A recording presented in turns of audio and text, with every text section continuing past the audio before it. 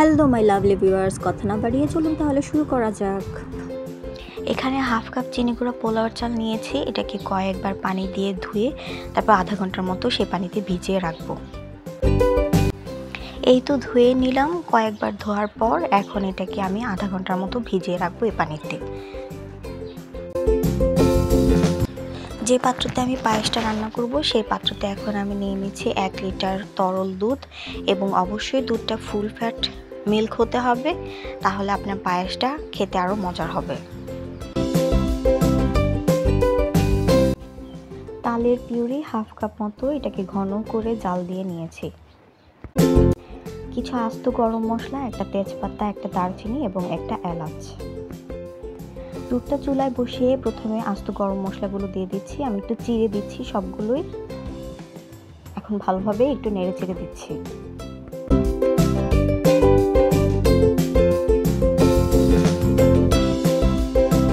দুধটা যখন হালকা গরম হয়ে আসবে, আগে থেকে ভিজিয়ে রাখা পোলাওয়ের চালগুলো পানি ঝারিয়ে দিয়ে দিচ্ছি। অনেকেই পায়েসে সেদ্ধ ভাত ব্যবহার করে, কিন্তু আমি আজকে চালগুলো দুধের মধ্যেই সেদ্ধ করে নেব। এতে আমার কাছে মনে হয় পায়েসটা খেতে আরও বেশি টেস্টি হয়। তো চালগুলো দেওয়ার পর এটাকে ভালোভাবে নেড়ে চেড়ে দিচ্ছি, এবং চুলার আঁচটা এখন মিডিয়াম লোতে আছে। এভাবে আমি চালগুলো সেদ্ধ হওয়া পর্যন্ত অপেক্ষা করব এবং কিছুক্ষণ পর পর নেড়ে দেব।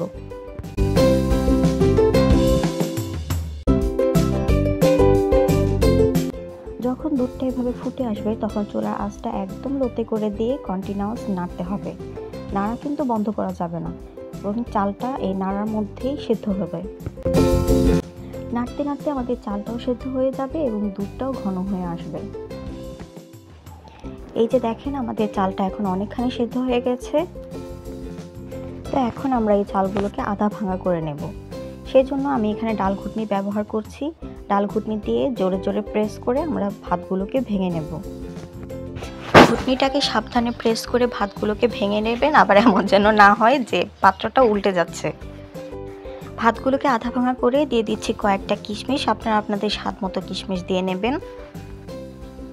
তারপর একটু ভালোভাবে নেড়ে দিচ্ছি, এবং এখন কিন্তু কন্টিনিউয়াস নাড়তে হবে কারণ এটা ঘন হয়ে গেছে। এখন দিয়ে দিচ্ছি আমাদের সেই তালের পিউরি। যতটা সম্ভব ঘন তালের পিউরিটাই ব্যবহার করবেন। যদি পাতলাটা ব্যবহার করেন তাহলে পরিমাণে আরেকটু বেশি লাগবে। এখন ভালোভাবে পায়েসের সাথে তালের পিউরিটাকে মিশিয়ে দিচ্ছি। ভালো করে মিশিয়ে দেবেন যেন তালের পিউরি কোনো দলা পেকে না থাকে।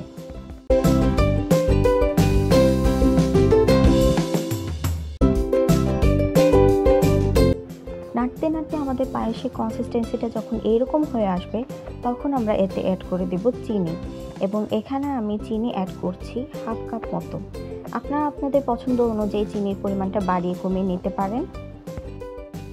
চিনি দিয়ে এখন আমরা এটাকে আবার ভালোভাবে মিশিয়ে নেব, এবং এই পর্যায়ে কিন্তু আমাদের পায়েসটা আরেকটু পাতলা হয়ে আসবে, কারণ চিনি থেকে যথেষ্ট পরিমাণে পানি ছাড়বে। নেড়ে চেড়ে এখন আমাদের এই পানিটাকে আবার শুকিয়ে নিতে হবে, অথবা আমরা আমাদের পছন্দ অনুযায়ী কনসিস্টেন্সিতে আনতে যতক্ষণ সময় লাগে আমরা ততক্ষণ এটাকে জাল করে নেব। তো আমার পায়েসটা হয়ে গেছে, আমি এইটুকু কনসিস্টেন্সিতেই রাখবো। এর থেকে বেশি আর শুকাবো না, তাহলে ঠান্ডা হলে আরও বেশি ঘন হয়ে যাবে। বিয়ে বাড়ির পায়েসের লুক আনার জন্য আমি এটাকে একটা 1 টাইম কাপে সার্ভ করে নিয়েছি, এবং উপর থেকে একটা কিশমিশ দিয়ে নিয়েছি। আপনারা আপনাদের পছন্দ মতো সার্ভ করে নিতে পারেন। যে কোনো ধরনের বাদাম অথবা কিশমিশ দিয়ে এটাকে সার্ভ করতে পারেন। অ্যান্ড ফ্রেন্ডস, ট্রাস্ট মি, মাশাআল্লাহ এটার টেস্ট এত ভালো ছিল, বিয়ে বাড়ির পায়েসের থেকে অনেক গুণ বেটার ছিল। তোমরা বাসায় অবশ্যই এটা ট্রাই করবে, and let me no in the comment section. Recipe ভালো লাগলে অবশ্যই ফ্রেন্ডস অ্যান্ড ফ্যামিলির সাথে শেয়ার করবে, এবং আমার চ্যানেলটাকে সাবস্ক্রাইব করে দেবে। সবাই ভালো থাকবেন। আল্লাহ হাফেজ। Thanks for watching.